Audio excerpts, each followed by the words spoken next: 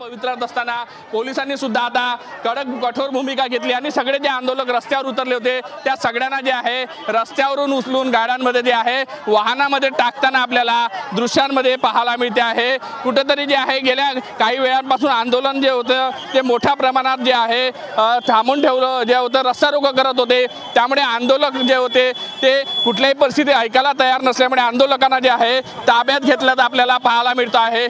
दृश्यांमध्ये आपण पाहू शकतो कशा पद्धतीने जे आहे आंदोलकांना जे आहे पोलीस वाहनामध्ये बसवलं जात आहे। जो जो रस्त्यावर झोपण्याचा अडवण्याचा प्रयत्न करतात ते महिला असो पुरुष असो त्यांना जे आहे आंदोलकांना जे आहे ताब्यात घेतलं जात आहे। दृश्यांमध्ये बघू शकतो कशा पद्धतीने पोलिसांसोबत जे आहे झटापट होताना आपल्याला दृश्यांमध्ये दिसत आहे।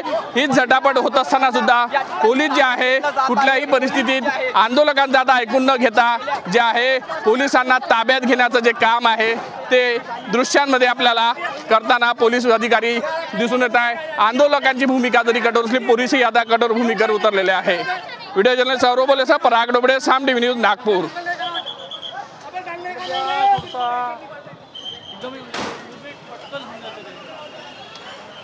नागपुरातलं गोंड गोवारी समाजाचं हे आंदोलन आहे।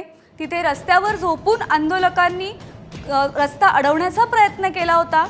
गोंड गोवारी समाजाने हे नागपुरात आंदोलन केलं होतं। या आंदोलकांची पोलिसांकडून धरपकड करण्यात आलेली आहे।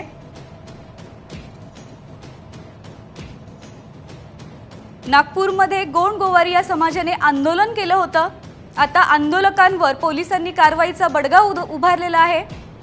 आंदोलकांची धरपकड सुरू केलेली आहे।